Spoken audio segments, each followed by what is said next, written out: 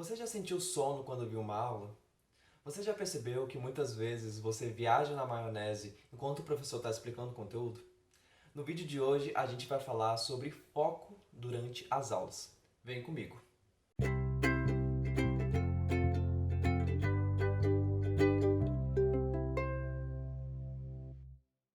Olá pessoal, tudo bem com vocês? Sejam bem-vindos a mais um vídeo do canal Estudos e Disciplina. Eu sou Abraão Rosa e hoje a gente vai falar sobre como ter mais foco durante as aulas. Antes de fato entregar para vocês algumas dicas, eu quero falar rapidinho sobre o que significa uma sala de aula. Tradicionalmente, a gente entende a sala de aula como um espaço onde existe um professor que detém um conhecimento e vários alunos que, parados, sentados, estão absorvendo o conteúdo. Estou falando isso porque eu quero que você entenda que, geralmente, a gente está inserido num contexto em que o aluno, o estudante, ele está parado, ele está passivo. E diante de um conhecimento e de uma informação, ele simplesmente recebe. E ele não faz parte do processo de construção desse conhecimento. Eu falo isso porque algumas das dicas que eu vou dar hoje têm tudo a ver com reverter esse processo. Vocês vão entender que o foco e a concentração têm tudo a ver com você fazer parte do processo de conhecimento. E é por isso que eu quero que você, que está vendo este vídeo, seja mais ativo ao estudar e ao prestar atenção nas coisas. Então vamos às dicas.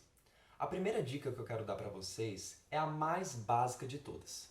É simplesmente retire as distrações. Isso pode parecer tão simples que você nem percebe a importância dela no seu cotidiano. Mas a realidade é que a nossa concentração tem tudo a ver com o que está ao nosso redor. Se você tem distrações como o celular, como alguma coisa que você quer ficar mexendo perto de você, na sua carteira, na sua mochila, muito provavelmente você não vai conseguir focar no que está sendo dito pelo professor. E perceba que isso pode ser algo super simples, como um celular, um lápis, algum material escolar seu ou um colega que senta do seu lado. Eu estou falando isso porque eu quero que você tenha esse espírito de autoanálise. Você só vai saber o que realmente te distrai se você tiver a sinceridade de perceber o que te atrapalha durante a sua concentração na sala de aula. Portanto, se existe alguma coisa que está te distraindo, tire. É simples, é prático e objetivo. E eu tenho certeza que isso vai fazer completa diferença. A segunda dica tem tudo a ver também com a primeira, mas ela envolve passos anteriores a você entrar numa sala de aula e tem a ver com seu sono, porque a segunda dica é durma bem. Eu sei que muitas pessoas hoje em dia não têm dado tanta importância a esse passo que é considerado tão simples, mas completamente significativo na sua concentração no dia a dia. Então, se você costuma se distrair com o celular ou com alguma atividade que te impede de ter uma boa qualidade de sono, eu recomendo que você tire essas distrações e passe a ter pelo menos 8 horas de sono. Todo mundo sabe que 8 horas é uma quantidade suficiente para que você fique bem descansado e que você possa também reter qualquer tipo de conhecimento que você tenha construído ao longo do dia. Então essa é a importância do sono. O sono ele não só te dá um descanso físico e mental, mas ele faz com que você possa absorver com qualidade as informações que você construiu ao longo do seu dia. Portanto, não negligencie esse passo. Você precisa dormir bem para se concentrar bem, para estudar bem. Beleza? Antes de irmos para a terceira dica, eu queria pedir para você se inscrever aqui no canal, ativa a notificação, comenta alguma dúvida que você tiver para que eu possa te ajudar, para a gente continuar juntos nessa jornada nos estudos e na disciplina. Vamos para a terceira dica. A terceira dica, então, ela já vai ter muito a ver com esse processo que eu falei para você de deixar de ser um estudante passivo para um estudante ativo. Ou seja, um estudante que é engajado na construção do seu próprio conhecimento. A terceira dica, então, é tente entender o porquê das coisas. O que isso significa? Basicamente, você tem que saber responder a seguinte pergunta: isso faz sentido para mim? Porque muitas vezes, na sala de aula, quando a gente está vendo o professor explicar alguma coisa, a gente simplesmente aceita um determinado conceito, ao invés de tentar entender o porquê, o processo e a lógica por trás daquela informação. Ou seja, antes de você simplesmente aceitar um fato, tente compreender o processo, como se chegou àquela conclusão, para que você possa de fato entender a lógica daquilo que está sendo dito. Porque quando você questiona a lógica por trás de algo, você vai estar ativamente na sua mente tentando entender esse processo e a sua concentração vai estar direcionada em relação às suas próprias dúvidas. Isso é muito importante não somente para o momento da aula em si, para você manter a sua concentração, mas também é essencial para o seu estudo após a aula. Porque se você está com um direcionamento em relação àquilo que você tem que pensar, em relação àquilo que você deve concluir, o seu estudo depois da aula vai ser melhor. Então, toda vez que você estiver diante de um conteúdo, pense: como cheguei a esta conclusão? Como o professor trouxe esse conceito para mim? Será que é só decoreba? Será que é só aceitar? Ou eu tenho que entender alguma coisa por trás? Quando a gente entende os porquês, aquela memorização cansativa e desnecessária muitas vezes é deixada de lado. Porque se você realmente entende o processo, não precisa você ficar decorando, repetindo 1000 vezes o mesmo conceito.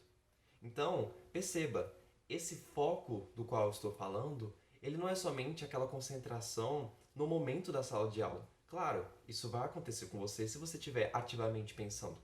Mas esse foco também tem a ver com momentos posteriores de construção do seu conhecimento ativo, no caso. A quarta dica que eu quero dar para vocês tem muito a ver com a anterior. Ela é: faça perguntas. Eu sei que isso pode parecer muito polêmico e controverso para algumas pessoas, porque eu entendo que muita gente não tem vontade de levantar a mão na hora da aula para interromper a lógica do professor e todo mundo ficar olhando para ela. Mas quando eu falo que você deve fazer perguntas, isso não se limita a simplesmente perguntar na hora da aula. O que importa é que você faça perguntas, independentemente do jeito que você vai fazê-las. Então, para as pessoas que não gostam de levantar a mão, eu sugiro que elas escrevam no seu caderno ou no seu livro as dúvidas que elas mesmas têm sobre o conteúdo.